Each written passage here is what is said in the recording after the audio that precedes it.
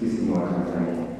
Kwa kitu cha kwanza kikubwa na hata tukirejea katika sura hii aya ya 126, Ibrahimu alimwomba Mungu katika mji wake kuwe na amani.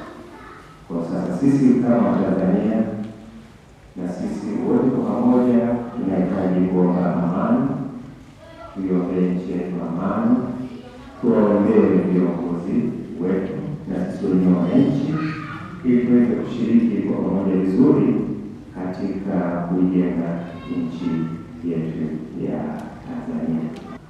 Sisi kama Tanzania tunaweka uzalendo wetu mbele, na mafundisho ya dini leo yanaonekana somo kwamba sasa asema uwakani ila imani.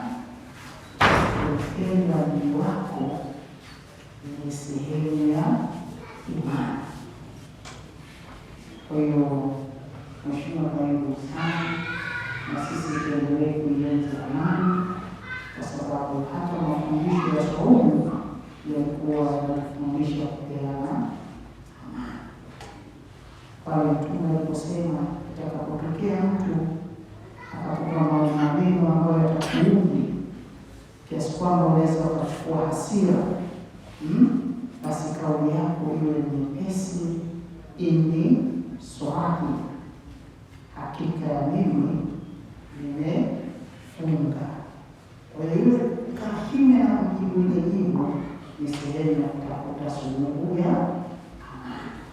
Kwa Mwenyezi Mungu awetu mji wetu na nchi yetu. Kwa jina anaitwa Erasto Mpete. Leo ndio siku ya kwanza baada ya ndugu zetu Waislamu kufungua, baada ya kufunga katika mwezi wao mtukufu wa Ramadhani. Leo nimekuja katika msikiti huu wa mkoa kwa mwaliko wa Shehe Mkuu wa mkoa ndugu yetu Rajab Msigwa. Ni kawaida kupata mialiko kama hii, na sisi viongozi huwa tunafurahi tunapopata mialiko kama hii, na mialiko hii manake inadumisha amani, upendo ndani ya nchi yetu. Kama nilivyosema, serikali haina dini, lakini watu wake wana dini na madhehebu mbalimbali. Sasa katika kushirikiana na jamii, kutoa ni kitu cha kawaida, kutoa sadaka ni kitu cha kawaida, iwe ni msikitini, iwe kanisani. Kutoa sadaka ni kitu cha kawaida. Unatoa sadaka ili Mungu akubariki na aweze kunyoshea mikono katika kazi zako, ili uweze kuneemeka na yale yote unayoyafanya. Tunafanya haya yote lakini tuko chini ya Mwenyezi Mungu, pamoja na kwamba nchi yetu ambayo inaongozwa na Mheshimiwa Samia Suluhu Hassan haina dini, lakini kama nilivyosema, watu wake wana dini. Kwa hiyo nimekuja hapa kwa mwaliko na nimeshiriki kwa pamoja kuanzia msikitini, lakini pamoja na chakula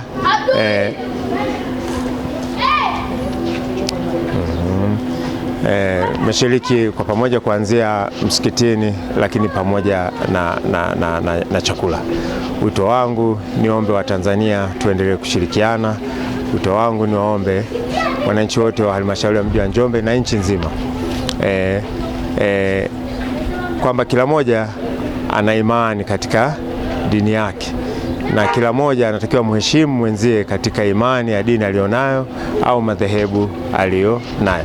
Lakini tukumbuke kwamba sote ni Watanzania tunaojenga kwa pamoja nchi hii yetu. Kwa hiyo mimi niombe tu ushirikiano uendelee kadri tulivyo, kwa sababu tunatofautiana katika dini na madhehebu, lakini sote ni ndugu. Unakuta kuna Mkristo amemwoa Muislamu, kuna Muislamu amemwoa Mkristo, katika Wakristo kuna madhehebu tofauti tofauti, tunaoleana. Kwa hiyo ndio hiyo inayotupa picha Tanzania ni moja, sisi sote ni Watanzania. Kwa hiyo muhimu tuendelee kudumisha amani yetu ya Tanzania aliyotuachia hayati baba yetu Julius Kambarage Nyerere. Kwa kuenzi amani tulionayo, mashirikiano yanatakiwa kama haya. Kwa hiyo niwasihi hata wenzetu Waislamu basi wanapopewa mialiko kuja kwenye makanisa ya Kikristo washiriki kama kawaida, na tumekuwa tukishirikiana nao. Hii itatusaidia kudumisha amani yetu ya Tanzania.